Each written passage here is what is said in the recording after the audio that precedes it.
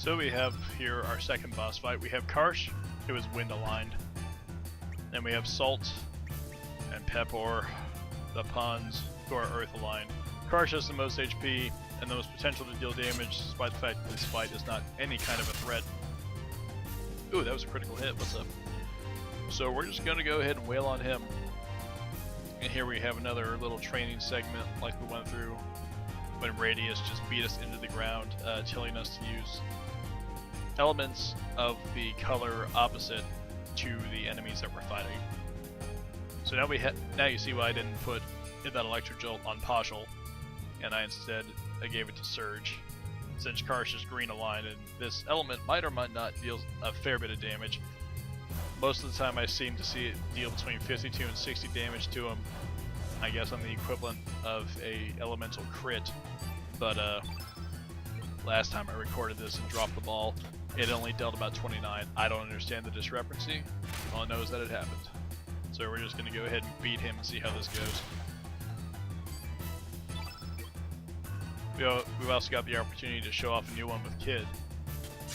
The Magma Burst that we picked up, which I actually had not picked up on this save, but she happens to come naturally equipped with. Hold down select to show you Electric Jolt.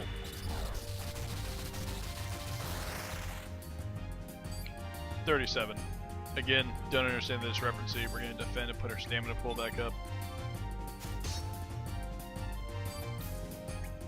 We're going to go ahead and attack with her.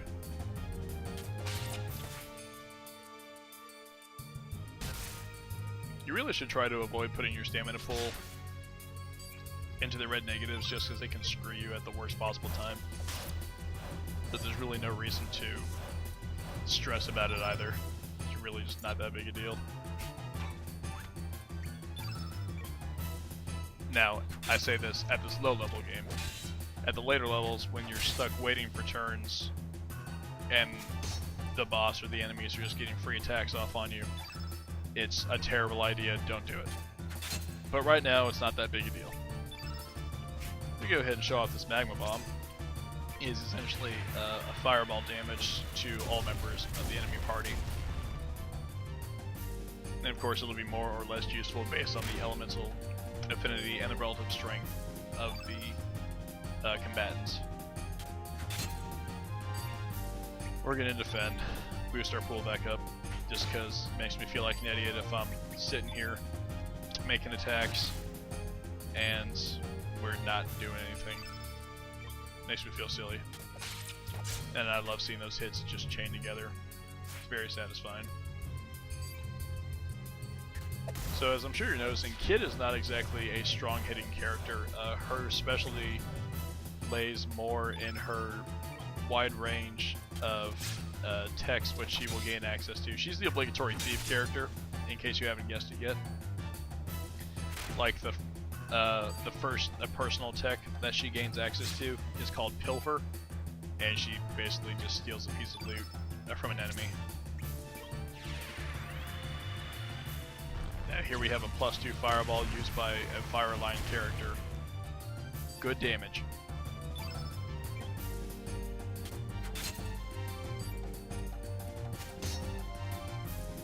And we're going to defend, bring that pool back up.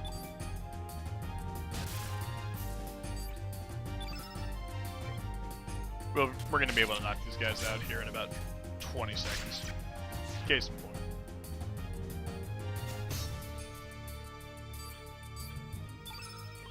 I could use an element to finish this faster, but apparently a weak hit was all we needed. Yeah, those guys had about maybe 50 HP, and Karsh had probably like 150 to 200. Not a big deal.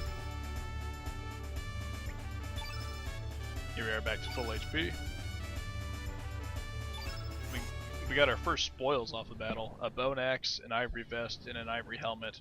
The vest is a piece of body armor, like the mail, which is not as good as the mail, so we're going to wind up getting rid of that. And the axe we can't use yet for anyone. So I think we're going to break that down for forge material, which we're going to take you through as soon as we get past this scene and head back to Arnie for a little rest up after that battle.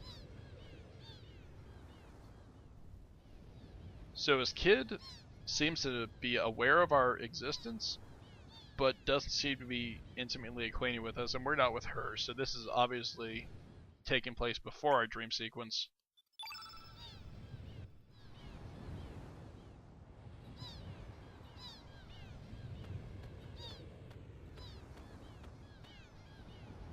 And she is still so British it hurts.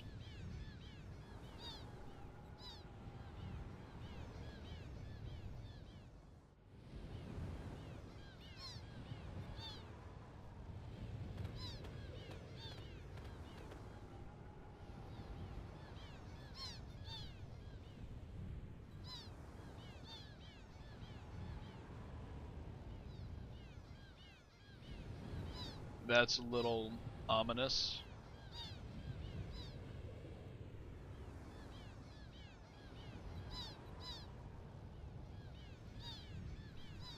I hate partial. Why not?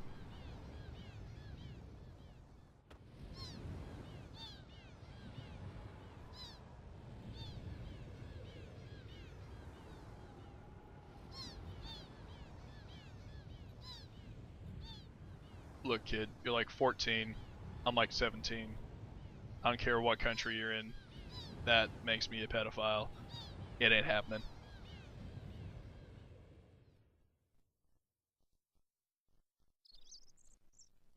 Here we are in the Stoner's hut, which actually, due to from where I loaded this save, I had not gone into this house actually yet. So the guy who lives here is gonna act like it's not my place because it's not my place, because we don't really understand what's happened yet. I mean, I know, but I played this game like 6 times. So over here we have the key item teleporter. The teleporter, what it allows you to do is anywhere from the save point or the world map, you can swap out party members. So we're gonna run back here. We're gonna grab this magma bomb, sorry. That is a strong hitting single target fire element. And here we have the stoner dude who acts like he doesn't know us, which he doesn't, which is fine. And here's Partial about to respond, whoa, this is weird, derp, derp, derp, all stuff I showed you before, but like I said, by dint of this save state, I had not actually gone into this home yet.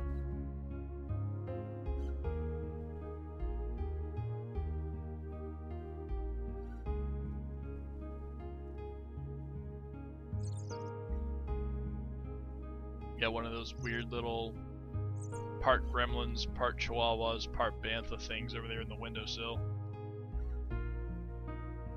We're gonna wander down here.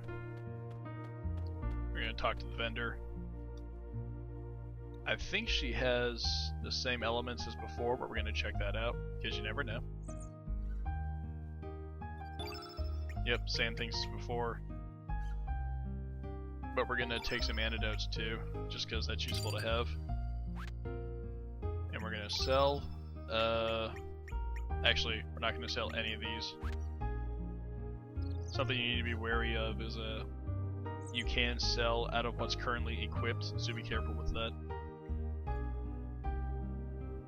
So here we have the forge, and how you get new equipment in this game is you take the loot which you pick up from enemy encounters, like veins, bones, humors, etc., copper sometimes. I think we picked up a piece of that. You pay a fee and you craft a new weapon right there in front of you, same way with armor and accessories. What we're gonna do is we're gonna disassemble this axe for some stuff, and we're going to disassemble this vest and the mail as well, because kid comes. Oh, that's equipped. Whoops. Sorry. Made my own mistake there. Haha. That leaves us with one helmet, which we're going to give to Kid. Kid comes with her own suit of ivory mail. You know, I think that's really about it. Kid suggested that we go to Terminus, so we're going to run outside. And we're going to go ahead and call it an episode here, folks, just because the last one had to be split up into 4 parts because of my upload limit. I don't feel the need to put y'all through that constantly. I am TGO 10th Wing, and next episode we're going to head up north through that canyon right up there. We're going to hit up Termina, the port town. And yeah, y'all have a nice night.